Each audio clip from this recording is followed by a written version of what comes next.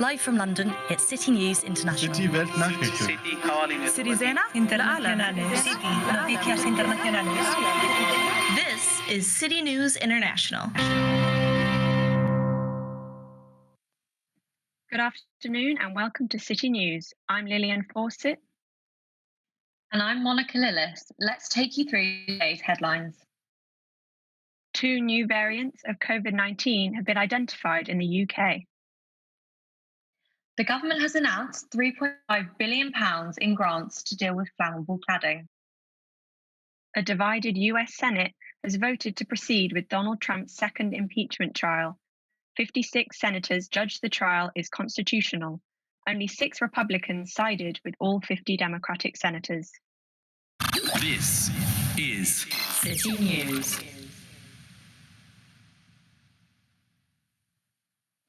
The United States Senate will proceed with Donald Trump's impeachment trial after 56 US senators voted in favor of the motion to prosecute the former president.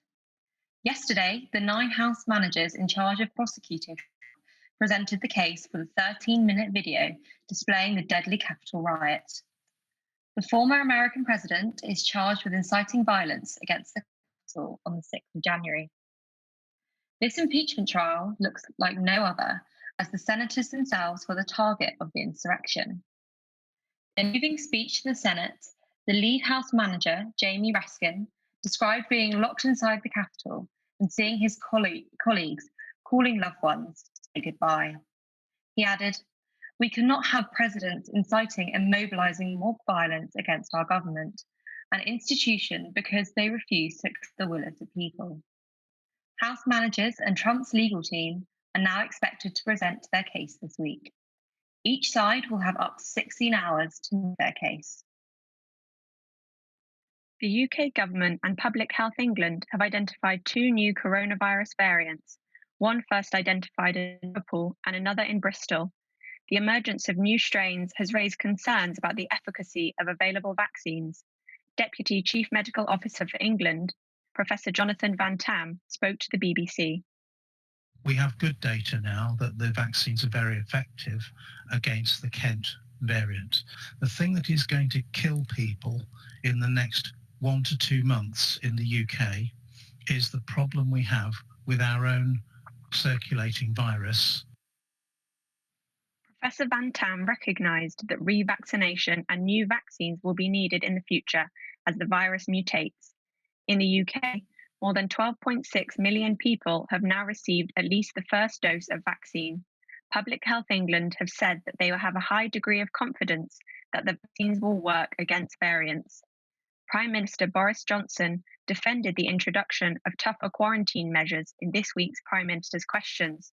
From Monday, the 15th of February, arrivals from 33 high-risk countries face up to 10 years in prison and a £10,000 fine.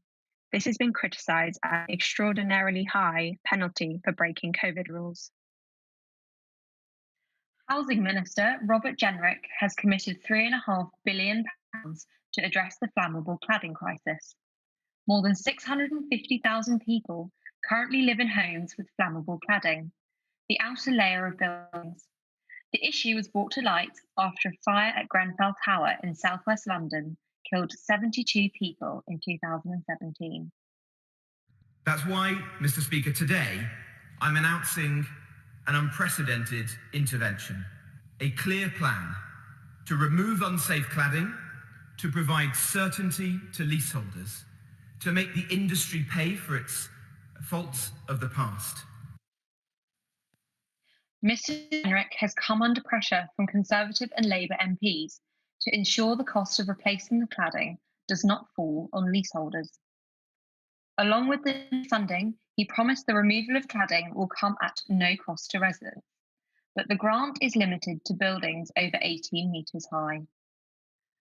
Dozens of homeowners are currently having to pay huge additional amounts for fire safety measures, but cannot sell their homes until the flammable cladding is removed. Georgie Hull is one such resident. She speaks with a synthesizer. Yet again, the amount is deeply insufficient. It is widely known that the problem is much larger in scope. I wonder how this amount has been decided upon. The government continually not admitting the full scale of all the issues and how many people are impacted. Former US President Donald Trump is on trial in the Senate for a second time. It will take 17 Republican senators to vote with Democrats to convict Trump. What are the odds of this outcome? Thibaut Spirlet has the story. Guilty or not guilty? The US Senate is gearing up for its second day of a trial against Donald Trump. The former American president is accused of inciting insurrection against the US Capitol. For months, the president had falsely claimed that the election was stolen and marred by fraud. His speech on the 6th of January was followed by his supporters' attack on the Capitol. Article 2, Section 4 of the American Constitution says that any civil officer, including the president, shall be removed from office in 3 cases: treason, bribery, or other crimes or misdemeanor.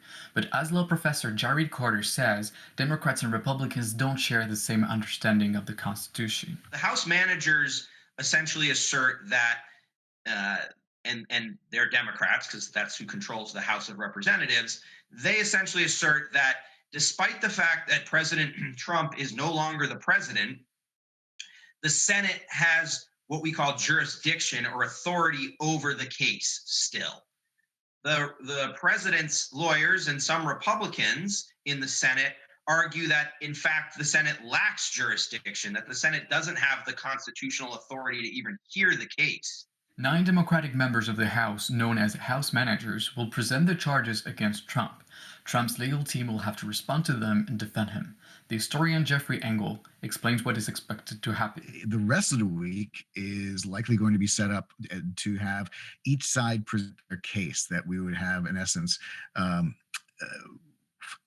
believe 16 hours of prosecution and then 16 hours of defense by the 2 sides, making their cases for Trump's guilt or not. Trump's conviction is in the hands of the U.S. senators. To convict a president, the American Constitution requires a 2/3 majority vote in the Senate. That is 67 senators.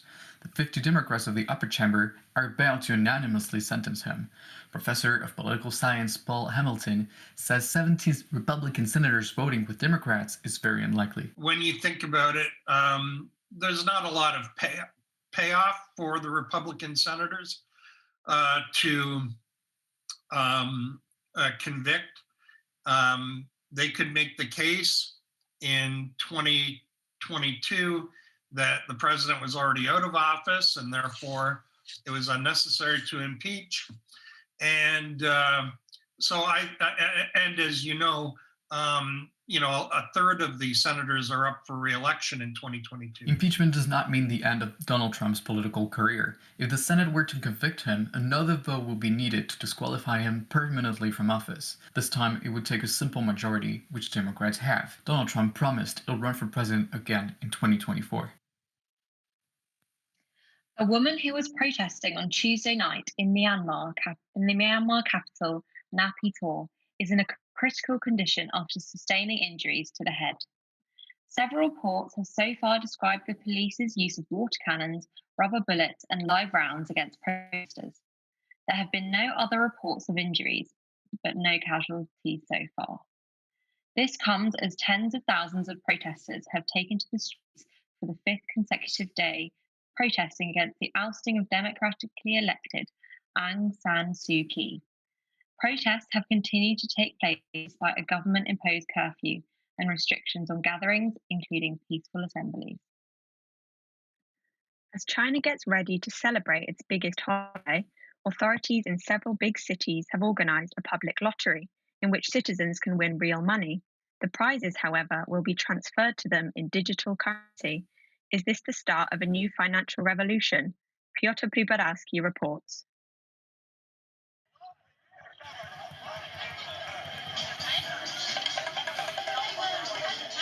China embarks on one of the most ambitious projects involving money in its history. Today, China's digital currency test officially starts in Beijing and Suzhou. The government hands out 40 million yuan, an equivalent of 4.5 million pounds, through digital red pocket, an envelope that symbolizes good luck and wealth. China has been ramping up pilot tests of its digital currency for several months. Song Yang, a banker from the Central Bank of China, enumerates distinguished features of this technological innovation.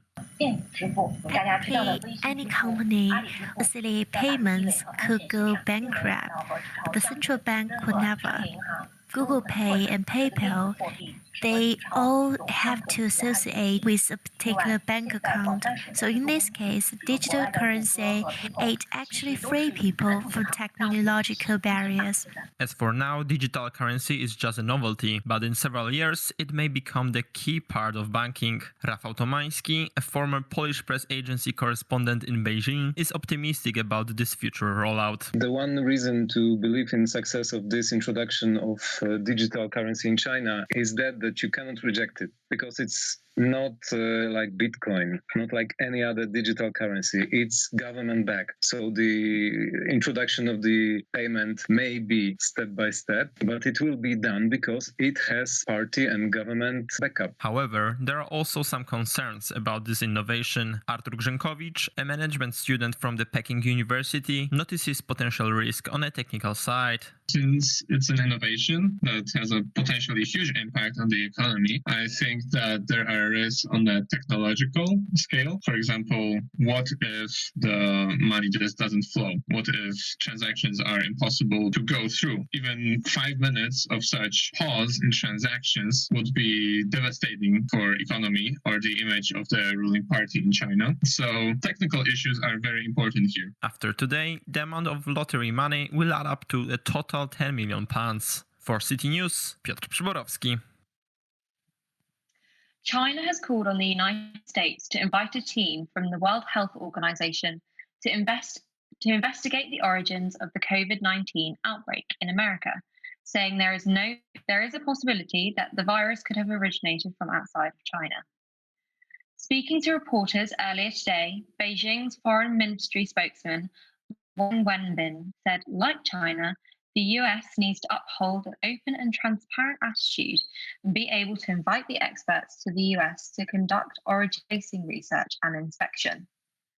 This comes a day after Washington rejected the WHO's findings that said it was extremely unlikely the virus emerged from a Wuhan laboratory, although bats in the area could still be a potential source.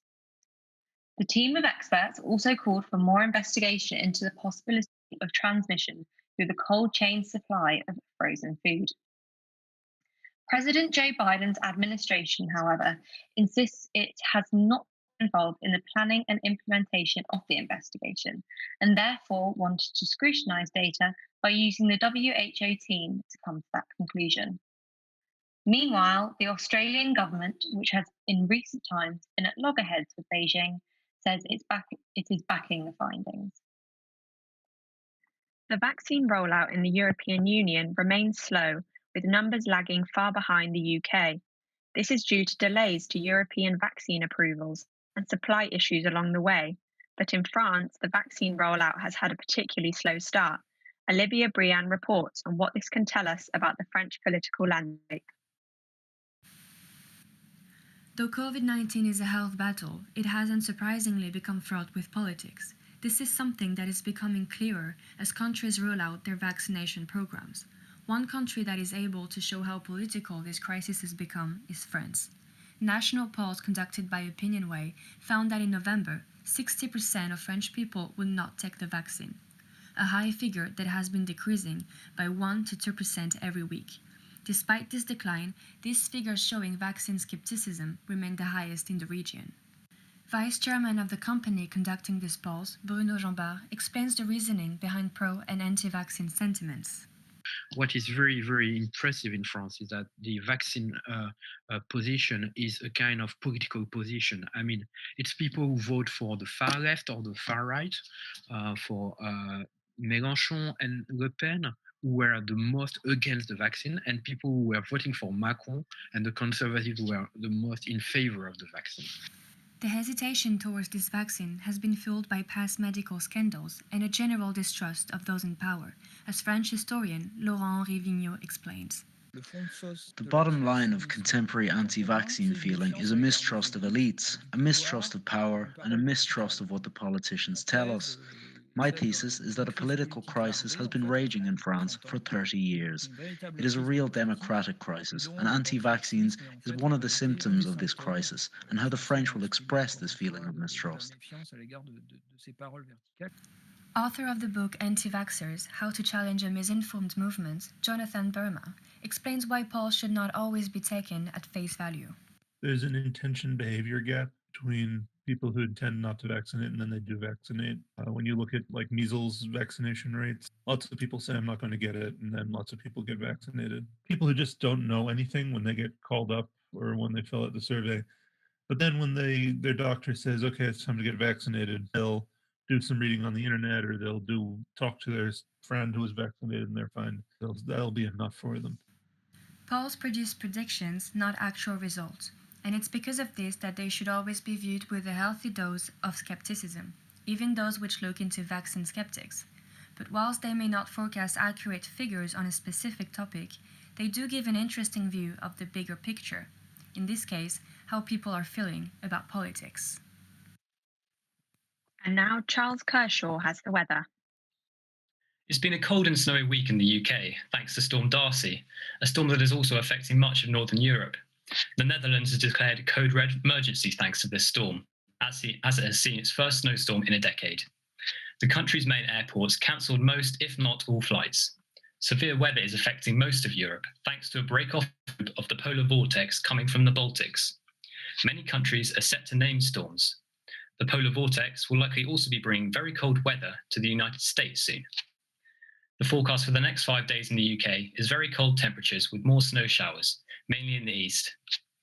The Met Office is issuing 4 national severe weather warnings, and there will also be some strong winds, particularly in the more southern areas of England and Wales. However, by the weekend, we should see snow showers turn into outbreaks of rain, moving eastward across the UK. In Germany, the storm has caused temperatures to drop slightly, but they have seen winds of 90 kilometres an hour. As temperatures rise in the UK, it will become increasingly windy as these winds move westward across the continent. Back to you, Lillian.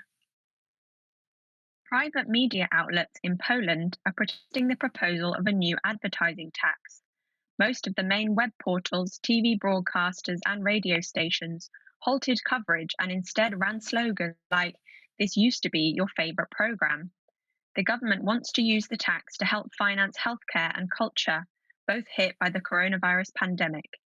Meanwhile, private media companies say that the tax, which could total between 2 and 15% of their advertising income, threatens media independence and diversity. Today, we honor our 3 captains for their actions and impact in a time of uncertainty and need. That was the voice of 22-year-old Amanda Gorman, who made history as the youngest known inaugural poet. This is a great milestone for Black History Month, which is currently being celebrated throughout the US. Our live correspondent, Ayanda Natuli in Washington, D.C. has more.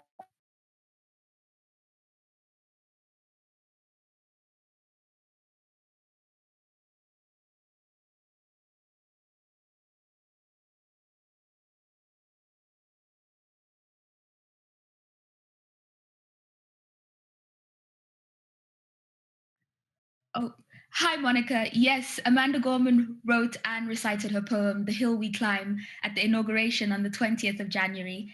And last Sunday, she performed one of her poems, Chorus of the Captains, at the Super Bowl.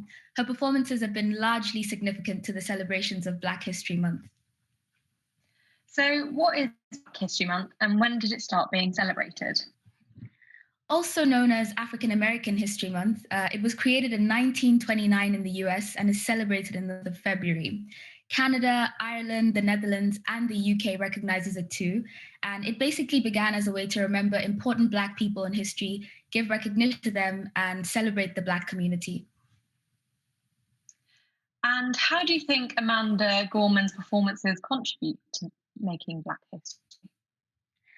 Well, I think what stands out particularly in Amanda's case is that she represents young Black females and has given the world an opportunity to see young Black females in a more positive light. Pre Amanda, there wasn't really a young Black female voice that represented the movement. So when we hear about Black history, usually we would hear about older figures like Colin Kaepernick, Martin Luther King, who are males, or Maya Angelou, an old Black female poet. And so having a strong, vibrant, young Black woman in the spotlight is so inspiring. Thanks for your insight, Ayanda. And back to you, Lillian. The United Arab Emirates successfully launched its first mission to orbit Mars. On Tuesday, the Emirates Mars mission, otherwise known as Hope Probe, confirmed with a signal that it was in orbit. The operation took 27 minutes to launch, and UAE is the first Arabic country to reach the red planet and only the fifth overall. The Hope probe is expected to generate the first full portrait of the Martian atmosphere. It will also collect data on the atmosphere in order to measure seasonal and daily changes.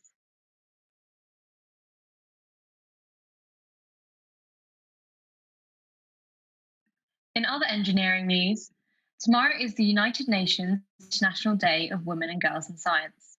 The theme this year is women working at the forefront of the fight against COVID. But research is showing that the pandemic has set back the careers of women in STEM. That's science, technology, engineering, and maths.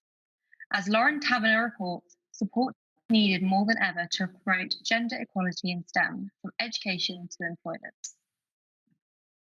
The fact is that we need more women and girls in science, in the classrooms, in the laboratories, and at the leadership level. That was the president of the UN General Assembly speaking this time last year at the annual International Day of Women and Girls in Science. This year's theme is women working at the forefront of the fight against coronavirus. Already, only 24% of the UK STEM sector are women. Now, their careers have been hit hardest by COVID. Laura Fogg-Rogers is a senior lecturer in STEM education and communication at the University of West of England. The research is showing that women are having to quit their jobs. Employment rates are going backwards for that. I'm thinking particularly of homeschooling and having to juggle looking after children and school them at the same time as having a career. And it's not just women already in the sector who are affected by the pandemic. Lost education for girls and young women could mean lost opportunities to get into STEM. And fewer women scientists mean fewer role models inspiring the next generation. So only 12% of engineers are women. And therefore, seeing someone like you, a girl, a woman who's in engineering, having a great time enjoying the job, making a difference in the world is really valuable. Elaine Drayton is an education researcher for the Institute of Fiscal Studies. Disadvantaged students are expected to slip further behind their more affluent peers at school, which you'd expect to have repercussions for STEM uptake amongst women in the future. A report published in the UK this week by a cross-party parliamentary committee found that government policies made gender inequalities within STEM worse. So what should the government and employers do to remedy this? Flexible working to accommodate home and childcare responsibilities are an important way that employers can both support women in STEM industries and attract future women into the job. Women aren't just mums, we're also in gainful employment as well, and trying to change perceptions of that for future generations as well, for the girls who are coming through. Those calling for government action on employment and education are hoping to secure the next generation of women scientists. Lauren Taverner, City News.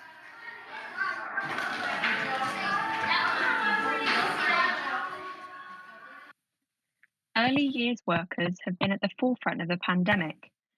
Classified as essential workers, many early years practitioners have been expected to continue working throughout each lockdown. In an environment where it's nearly impossible to wear PPE or maintain social distancing, recently released polls show a potential mass exodus of workers from the sector. But these figures are not only pandemic related, as Jodie Hatton-Belliard finds out. Public Health England estimates that 10% of coronavirus outbreaks across all educational settings since last September can be traced back to the early years settings. How safe then are these settings for the adults who work there? Nurseries across England have stayed open throughout lockdown. The Department for Education insists that early year settings are low-risk environments for COVID-19 transmission, despite data released earlier this week indicating otherwise. For staff unable to socially distance or wear PPE in their workplaces, it is hard to share the government's confidence. Beatrice is a senior member of the Mighty Oaks nursery team in Cirencester, and she feels that there is a difference between the adult safety and the children's health. Government says safe, but when it says safe, it keeps referring to the children. It never refers to the adult working into the setting. Beatrice has been working throughout the pandemic in her nursery. She is not currently on the list for a priority vaccination and has been offered no additional funding to buy necessary PPE to protect herself and other staff members. Jonathan Broadbury is Head of Policy and External Relations for early years charity National Day Nursery Association, and he believes that many nursery workers like Beatrice have been overlooked by the government when dealing with the pandemic. We've seen a greater understanding of the importance of early years workers, but we still don't feel that there's enough recognition by government of the key role that they play for our children and their futures. Research conducted by the Early Years Alliance shows that 1/5 of early years practitioners are considering leaving the sector. However, this is not entirely due to the pandemic. In pre-pandemic 2019, the National Day Nurseries Association Workforce Survey highlighted high turnover in a sector in which almost 45% of workers rely on in-work government benefits. Benjamin Thomas from trade union Unison's Education and Children's Services Division identifies not only chronic lack of funding and priority given to the sector, but a fundamental issue with attitudes towards the profession. We need to get away from the idea that it's simply babysitting or childcare and that they're delivering early education and need to be treated and respected as education professionals. A change in perceptions of early years practitioners who have been risking their own health to take care of vulnerable children is desperately needed. With 33% of early years staff saying that it is unlikely or very unlikely that they will stay in the sector after leaving their current role, the future of a crucial industry risks heading towards a crisis point. Jodie Hatton-Billiard, City News.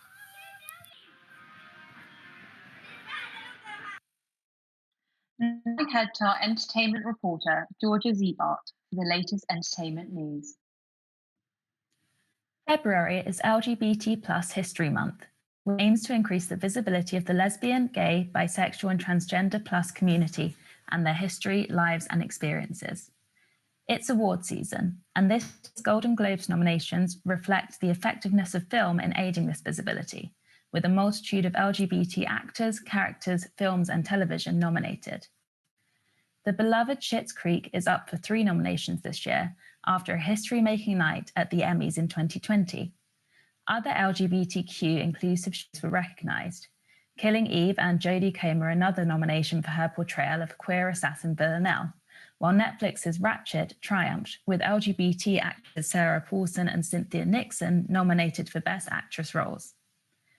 Yet this spate of inclusive nominations has been marred by controversy. Many have criticized James Corden's nomination as Best Actor for his role as a gay Broadway performer in The Prom. Corden identifies as straight, and despite his apparent status as an LGBTQ ally, his performance in the film has been criticized as heavily stereotypical. The Late Late Show host is accused of perpetuating negative stereotypes of gay men through his performance. Add to this the continuing discussion around straight actors playing non-straight roles, the nomination has stirred controversy. Despite this, the ceremony should be a great night for the LGBTQ community and will air on the 28th of February. Now we go to our sports reporter, Jack Grogan-Fenn, for the latest news from the world of sport. The first round of the fixtures in the FA Cup's 5th round took place last night. At Old Trafford, Manchester United were taken to extra time by West Ham, who needed a 97th minute Scott McTominay goal to secure a narrow 1-0 win. Joining Manchester United in the quarter-finals will be Bournemouth, who pulled off a shock 2-0 away victory at Burnley. Bournemouth, who are still without a manager following the sacking of Jason Tindall last week, have only reached this stage of the competition once before in their history. This evening's 4 FA Cup games are headlined by Everton hosting Tottenham and Premier League leaders Manchester City travelling in informed Swansea, one of only 4 non-top flight teams still in the competition. In tennis, world number one Novak Djokovic survived the scare to keep his dream of a third consecutive Australian Open title alive. In the women's competition, both Naomi Osaka and Serena Williams secured a place in the next round in Melbourne.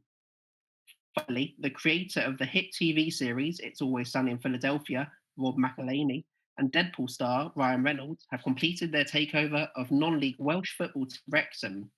In what seems like a Hollywood story, the actors have immediately invested £2 million into the club and will be targeting promotion this season, with the team only 4 points off second place. That's all from me. Back to the studio. And to remind you of today's main headlines, 2 new coronavirus variants have been identified in the UK, according to the new and emerging respiratory virus threats advisory group. Housing Secretary Robert Jenrick has announced £3.5 billion in funding to remove flammable cladding from residential buildings. Donald Trump's second impeachment trial is set to start in the US Senate today at 12 p.m. Eastern Time. That's all from us here at City News. Goodbye. Bye. Thank you for listening. News local to you. This is City.